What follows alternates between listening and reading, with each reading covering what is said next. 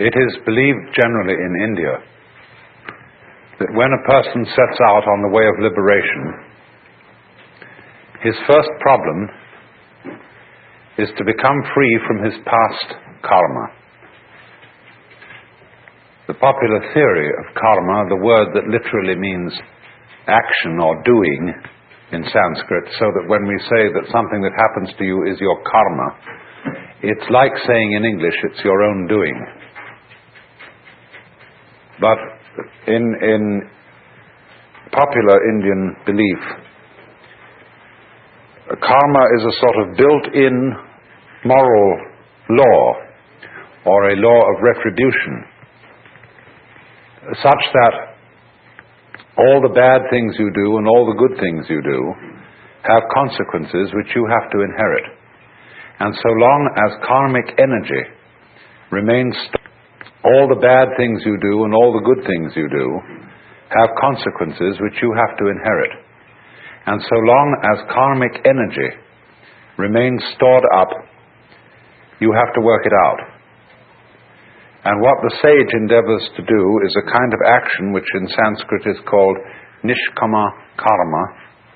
Nishkama means without passion or without attachment, karma, action. And so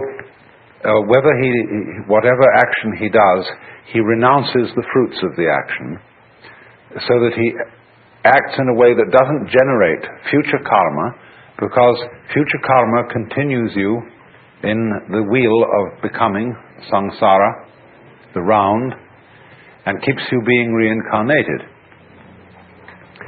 Now then, in that case, when the time comes that you start to get out of the chain of karma,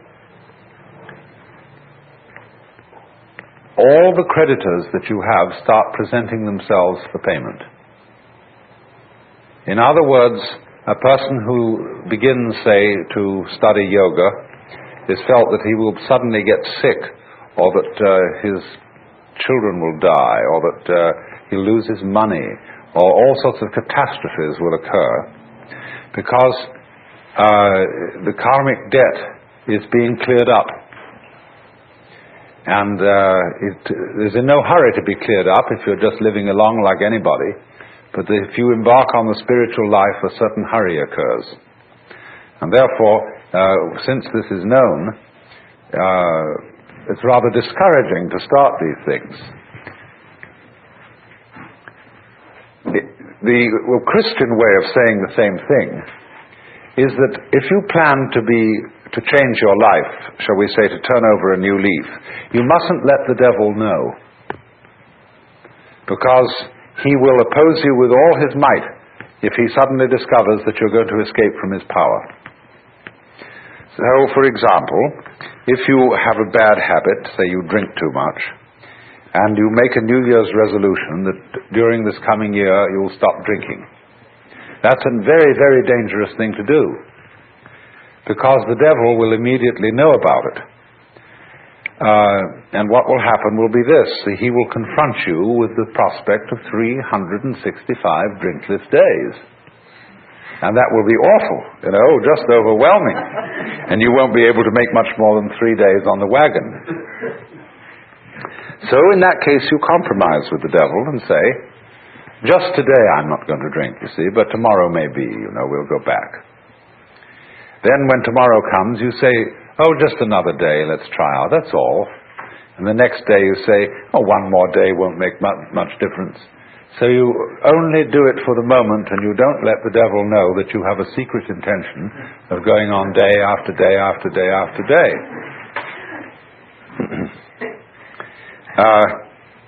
But of course, there's something still better than that. And that is not to let the devil know anything. And that means, of course, not to let yourself know. One of the many meanings of that saying, let not your left hand know what your right hand doeth, is just this. And that was why in Zen discipline, a great deal of it centers around acting without premeditation. as those of you know who read Herrigel's book, Zen in the Art of Archery, it was necessary to release the bowstring without first saying now. There's a wonderful story you may also have read by a German writer, von Kleist, about a boxing match with a bear. The man can never defeat this bear because the bear always knows his plans in advance and is ready to deal with any situation.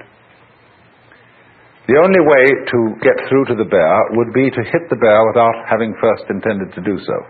That would catch him. And so this is one of the great, great problems in the spiritual life, or whatever you want to call it, is to be able to have intention and act simultaneous. By this means you escape karma and you escape the devil. So you might say that the Taoist is exemplary in this respect.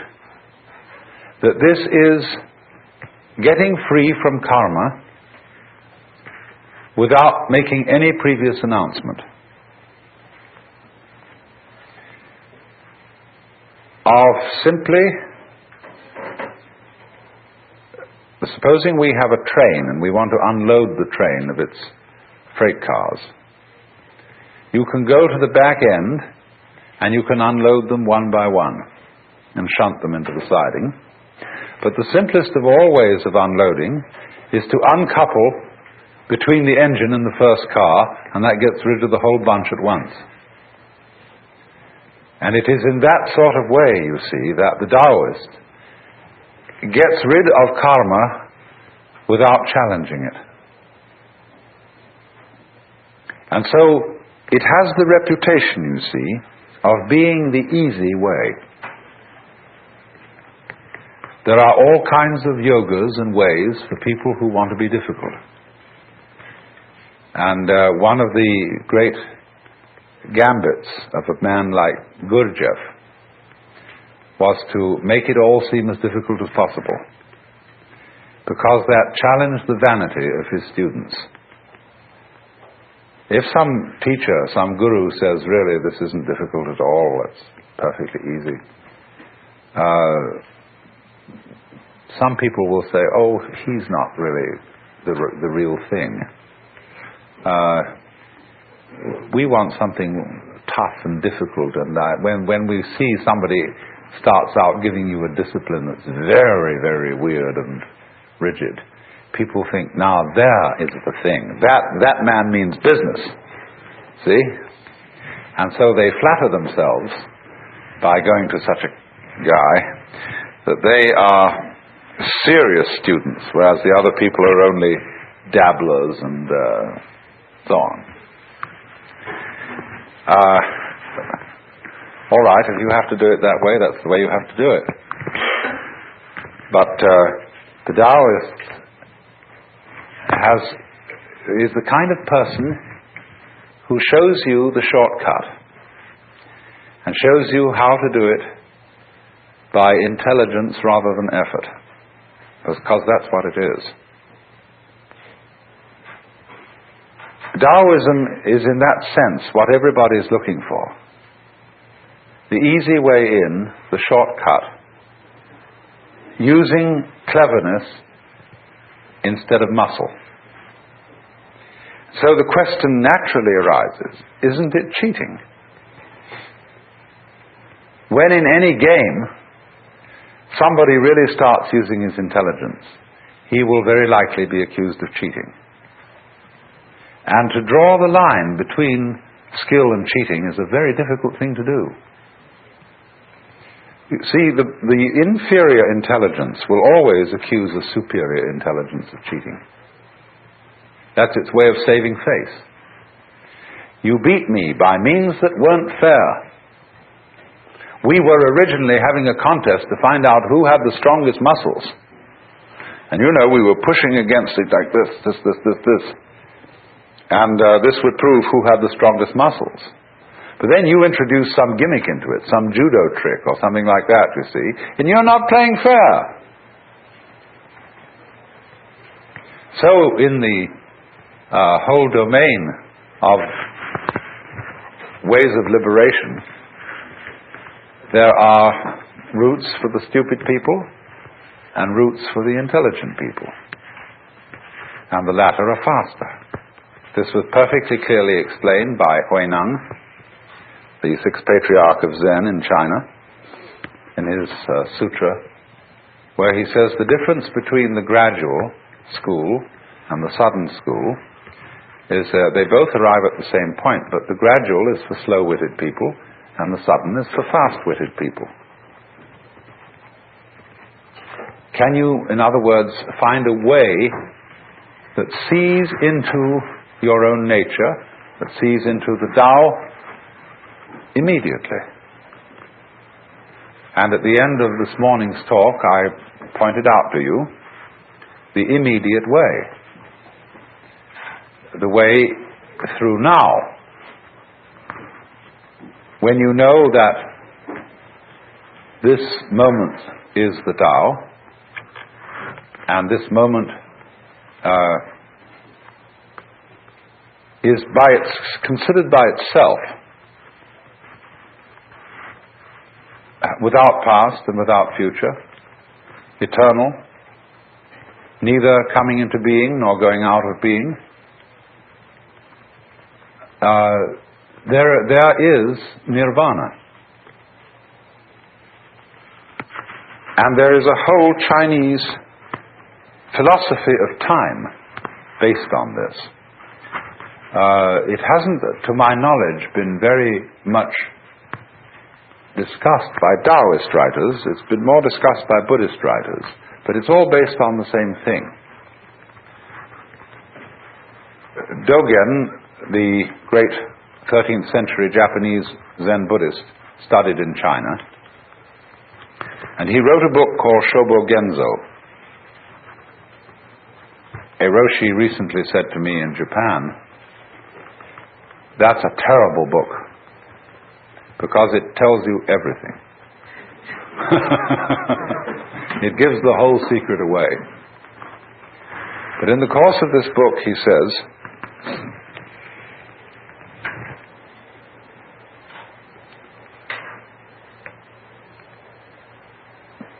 there is no such thing as a progression in time. The spring does not become the summer.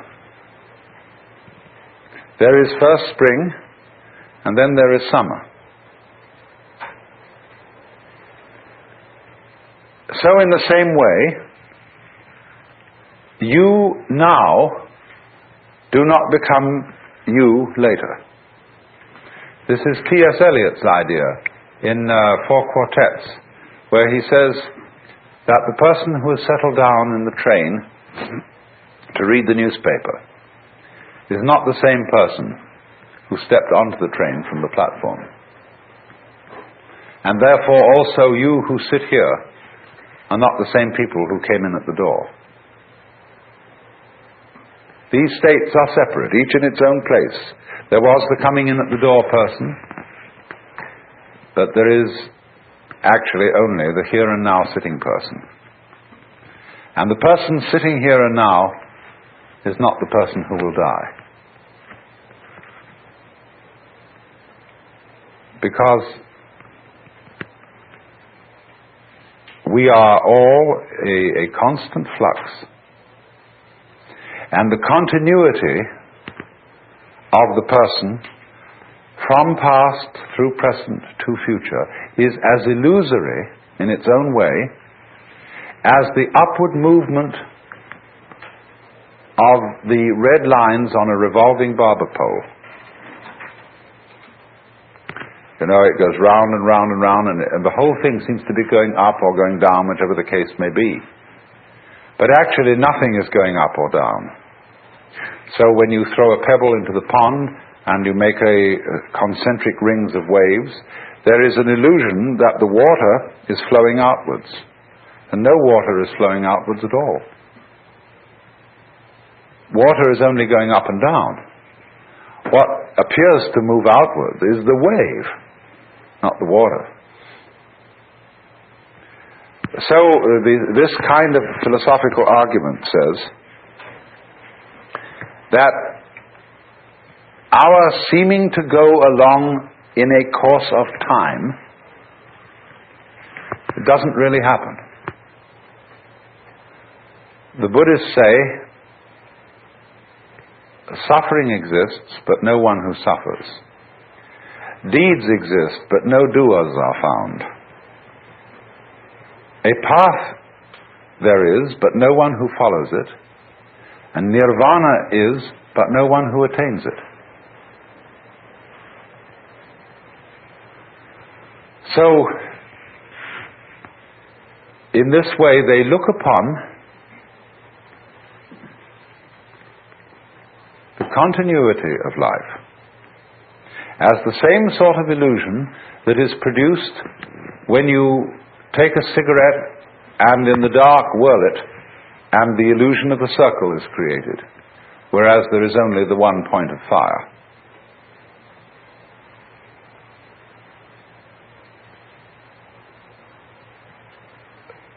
The argument then is, so long as you're in the present, there aren't any problems. The problems exist only when you allow presence to amalgamate. There's a way of putting this in Chinese, which is rather interesting. They have a very interesting sign, this. It's pronounced nyan, in Japanese, nen. And the top part of the character means now, and the bottom part means the mind-heart, the shin. And so, this is, as it were, an instant of thought. In Sanskrit, they use this character as the equivalent for the Sanskrit word shana. Then if you double this character, put it twice, or 3 times, and I'll write the Chinese for ditto.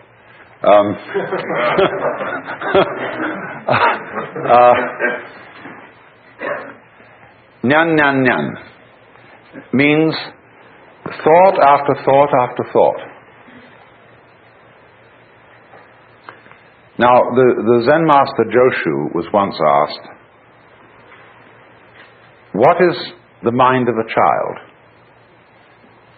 And he said, a ball in a mountain stream. What do you mean by a ball in a mountain stream? He said, thought after thought after thought with no block.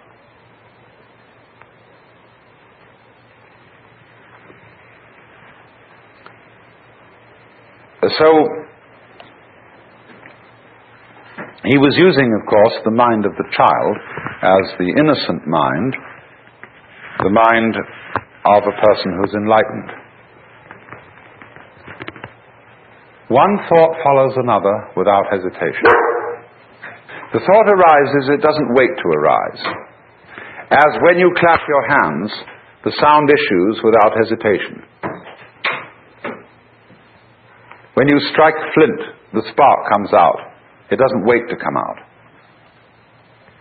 And that means that there's no block. So, thought, nyan, nyan, nyan, describes what we call in our world the stream of consciousness.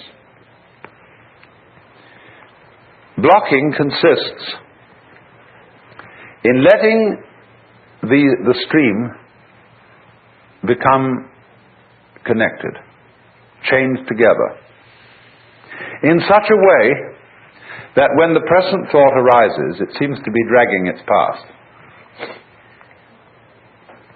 or resisting its future, saying, I don't want to go.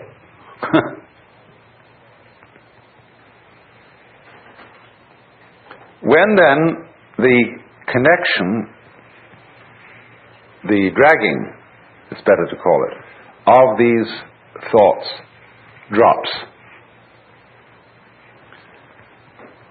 you've broken the chain of karma. If you think of this in comparison with certain problems in music, it's very interesting. Because when we listen to music, we hear melody only because we remember the sequence. We hear the intervals between the tones, but more than that, we remember the tones that led up to the one we are now hearing, and we are trained musically to anticipate certain consequences.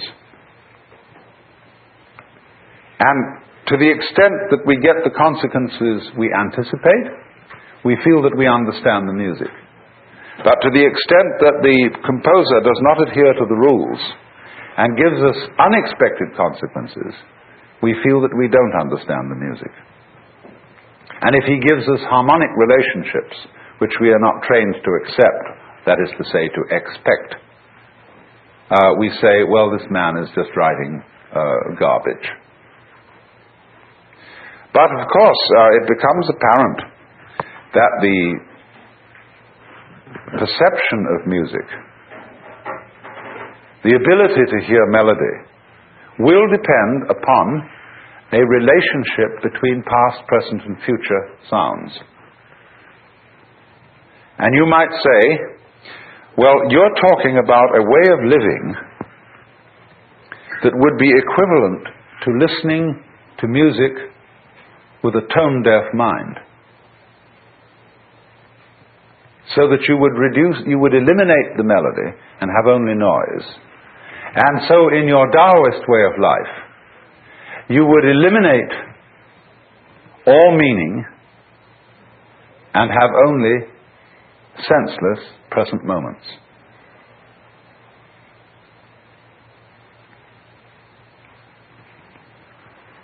Up to a point, that's true.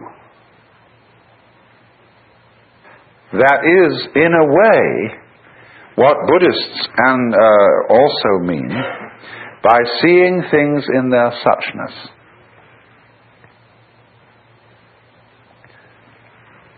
What is so bad about dying, for example? It's really no problem. When you die, you just drop dead. That's all there is to it. But what makes it a problem is that you're dragging a past. And all those things you've done, all those achievements you've made, all these relationships and people that you've accumulated as your friends, all that has to go. See, it isn't here now. I mean, a few friends might be around you, but all that past that identifies you as who you are, which is simply memory, all that has to go. And we feel just terrible about that. But if we didn't, if we were just dying, that's all, death wouldn't be a problem. So likewise, the chores of everyday life, they become intolerable. When everything ties together, all the past and the future, you feel it dragging at you every way.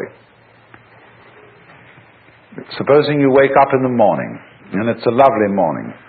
Let's take today, right here and now. Here we are in this paradise of a place. Big Sur. And some of us have got to go to work on Monday. Is that a problem? For many people it is. It spoils the taste of what's going on now. When we wake up in bed on Monday morning and think of the various hurdles we've got to jump that day, immediately we feel sad and bored and bothered. Whereas actually we're just lying in bed.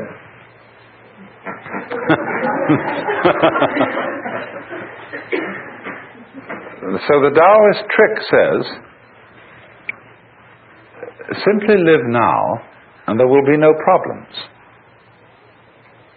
That's the meaning of the Zen saying, when you are hungry, eat. When you are tired, sleep. When you walk, walk. When you sit, sit. Rinzai, the great Tang Dynasty master, said, in the practice of Buddhism, there is no place for using effort.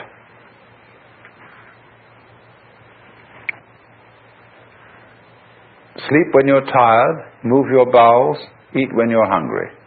That's all. The ignorant will laugh at me, but the wise will understand.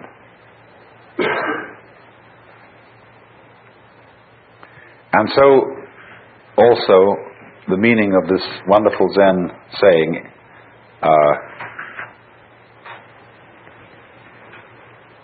day, that's the character for the sun, day, that is, good day. Every day is a good day. On condition, you see, that day is like nyan nyan. They come one after another, and yet there's only this one. You don't link them. This, as I intimated just a moment ago, seems to be an atomization of life. Things just do what they do. The flower goes poof, and people go this way, go that way, and so on, and that's what's happening. It has no meaning, it has no destination, it has no value. It's just like that. And when you see that, you see it's a great relief. That's all it is. But then when you are firmly established in suchness, in that it's just this moment, you can begin again to play with the connections. Only you've seen through them. But now you see they don't haunt you. Because you know that there isn't any continuous you running on from moment to moment, who originated at some time in the past and will die at some time in the future. All that's disappeared. So you can have enormous fun anticipating the future, remembering the past, and playing all kinds of continuities. This is the meaning of that famous Zen saying about mountains are mountains. To the naive man, mountains are mountains, waters are waters. To the intermediate student, mountains are no longer mountains, waters are no longer waters. In other words, they've all dissolved into the point instant, to the kshana. But for the fully perfected student, mountains are again mountains and waters are again waters.